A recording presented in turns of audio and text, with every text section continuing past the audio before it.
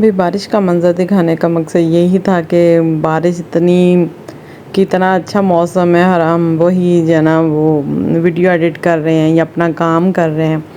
तो चले खैर भाई मौसम ही साथ साथ इंजॉय करते हैं।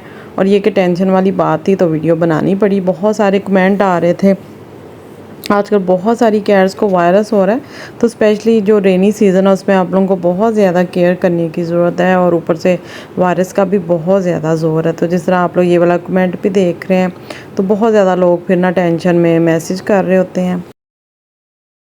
जैसा कि सबको पता है कि फिलाइन वायरस बहुत ज़्यादा डेंजरस है और बहुत ज़्यादा आजकल पाकिस्तान में ना फैला हुआ है। इवन कि मैंने वेट से भी कंसल्ट किया कि सर आजकल कौन से ज़्यादा केसेस आ रहे हैं, तो उन्होंने बताया कि फिलाइन वायरस के आजकल बहुत ज़्यादा केसेस आ रहे हैं। तो बहुत सारे कमेंट आ रहे होते हैं कि भाई कैट्स का जो ना वो घर में ट्रीटमेंट बता दें, स्पेशली वायरस का ना, जिसको किलर वायरस भी बोलते हैं। तो कुछ हद तक तो मैं होम रेमडीज़ वगैरह आप लोगों के साथ शेयर करती रहती हूँ, लेकिन कुछ सिम्टम्स ऐसी होती हैं जिस तरह के अगर इंसानों में कैंसर हो गया लास्ट स्टेज का, या मतलब कोई भी हार्ट डिजीज़ होगी या सांस की प्रॉब्लम होगी, तो बेसिक फ़ीवर वगैरह, मोशन डायरिया, तो आप लोगों को पता है कि घर में मेडिसन होती हैं या कोई देसी टोटके वगैरह चल जाते हैं। तो इसी तरह कैट्स में भी कुछ चीज़ों के जो ना ट्रीटमेंट होते हैं। वॉमिटिंग के लिए फास्टिंग करवा देते हैं, डायरिया के लिए जो ना वो इसबगोल का छिलका और योगर्ट वगैरह दे देते हैं। मतलब काफ़ी सारी जो ना वो इस तरह की टिप्स होती हैं। लेकिन बहुत सारी ऐसी बीमारियाँ होती हैं जिसमें कि डॉक्टर के पास जाना बहुत ज़्यादा ज़रूरी होता है। तो आप लोग बोलेंगे भाई डॉक्टर ने क्या करना है, उन्होंने तो मतलब मेडिसिन लिख के दे देनी है। तो ऐसा कुछ भी नहीं होता। डॉक्टर ने जो है ना वो इंजेक्शन के थ्रू जो है ना कैट का ट्रीटमेंट करना होता है।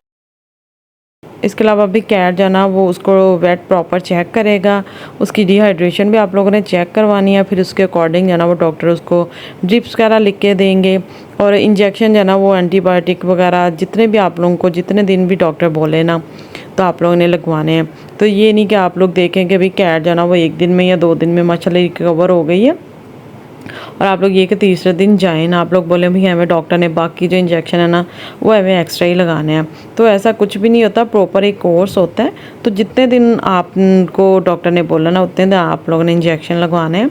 अदरवाइज़ फिर ये कि दोबारा से उसको दोबारा अटैक हुआ ना उसका वायरस का, तो फिर जो पहली मेडिसिन है ना वो भी फिर काम नहीं करेंगी, क्योंकि वो ऑलरेडी दे चुके होते हैं, फार्मूला बॉडी में जा चुका होता है।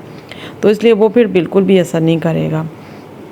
और बाकी रही बात घर की, तो घर में आप लोग कौन सी एहतियातें कर सकते हैं, क्योंकि ज़ाहिर बात है ट्रीटमेंट जब चल रहा होगा तो साथ भी आप लोगों ने केयर भी तो करनी है ना, क्योंकि आप लोगों ने फिर घर भी तो लेके आना है ना कैट को दोबारा से, और डेली आप लोगों ने विज़िट भी करवाना है क्लिनिक पे ना।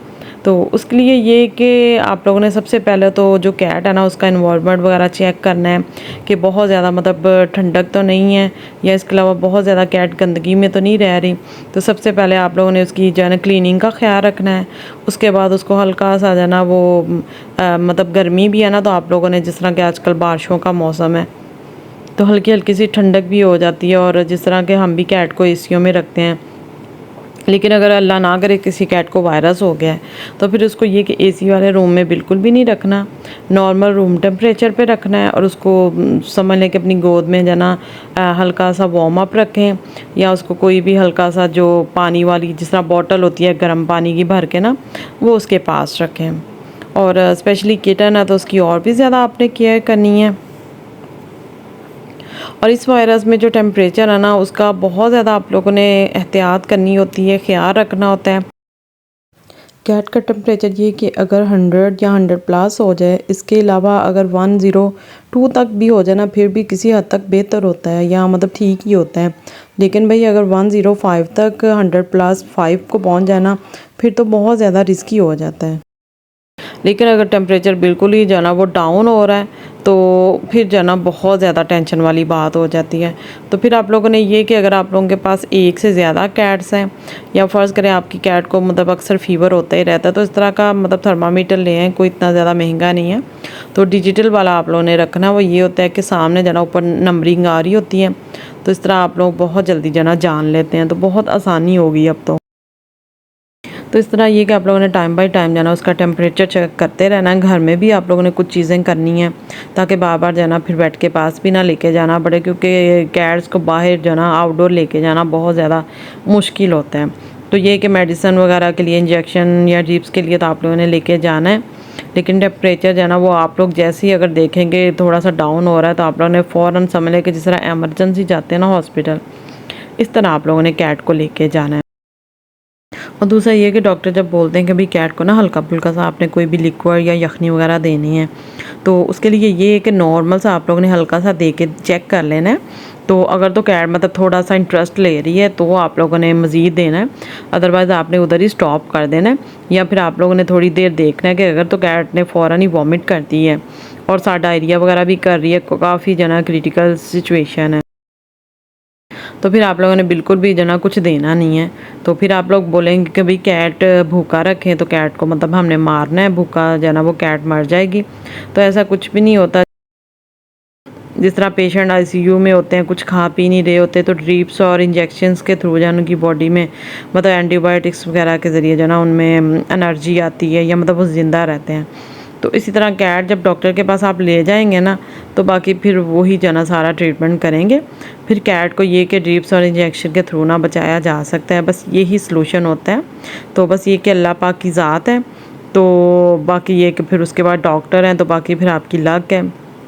अगर तो आपका जो बच्चा, आपकी कैट, अगर उसकी लाइफ जो है ना वो बची हुई, तो फिर तो वो बच जाएगा, स्पेशली अगर आपने वैक्सीन करवाई हुई। अदरवाइज़ दुनिया की कोई जो पावर है ना वो फिर उसको नहीं बचा सकती। तो ये कि अल्लाह पाक सारी जो कैट्स है ना उनको जो है ना महफूज रखें, और स्पेशली फ़ीवर वगैरह चेक करते रहा करें बारिशों के मौसम में, ताकि आप लोगों को टाइम बाय टाइम ना पता चल जाए। और ये कि कैट को जहाँ आप लोगों ने हल्का सा चिकन स्टॉक वगैरह देना है, तो ज़्यादा मतलब भर भर के नहीं देना कि वो वॉमिट ही स्टार्ट हो जाए। अगर मतलब वो खुद से खा सकती है तो उसको लिक्विड देना है, अदरवाइज़ फिर मेडिकेशन के थ्रू ना वो रिकवर होगी। तो बस ये सारी चीज़ें हैं, ये सारी एहतियातें हैं जो आप लोगों ने करनी है, घर में भी करनी है और डॉक्टर के पास भी लाजमी लेके जाना है। तो चलें जी, वीडियो कैसी लगी अच्छा सा फीडबैक ज़रूर दीजिएगा। और स्पेशली भी मैं आप लोगों को बार बार स्ट्रिक्टली बोलती हूँ कि खुदारा अपनी कैट को वैक्सीन करवाएं। अगर वैक्सीन करवाई होगी ना तो ये सारे ख़र्चे और ये सारे पंगे ना ये आप लोगों को करने ही नहीं पड़ेंगे। सोचें आप कैट बीमार होगी, आपका वो बच्चा है, आपके बच्चों की तरह है ना कैट, तो फिर आप लोग बचाने के लिए किसी भी हद तक जा सकते हो। तो जब बात आती है वैक्सीन की, तो तब आप लोग इसी डाउट में रहते हो कि भाई लगवानी चाहिए या नहीं लगवानी चाहिए, या हमें बस चोंचला ही हैं। तो चलें चोंचला ही समझ लें, जो भी समझ लें, आप कैट की जो ना लाइफ के लिए लगा लें, तो फिर भी आपकी कैट जो ना वो किसी हद तक बच जाएगी। क्योंकि ज़िंदगी और मौत तो अल्लाह के हाथ में है, लेकिन भाई अल्लाह पाक ने अकल भी तो दी है ना, ये सारी मेडिसिन वगैरह किस लिए बनी है। तो वैक्सीन जो होती है ना वो कैट की जो लाइफ लाइन होती है उसको बढ़ा देती है। तो ये होता है कि जब कोई वायरस आते हैं ना तो फिर वो माशाल्लाह जल्दी रिकवर हो जाती है, अगर हो भी जाए तो। अलबत्ता तो मतलब वायरस जो है ना ऐसी कैट्स को बहुत कम ही होता है जिन्होंने वैक्सीन करवाई होती है। तो बाद में फिर भागने से और बहुत ज़्यादा ख़र्चा करने से बेहतर है कि आप वैक्सीन ही करवा लें 2000 की। चलें जी, मिलते हैं न्यू वीडियो में। अल्लाह हाफिज़।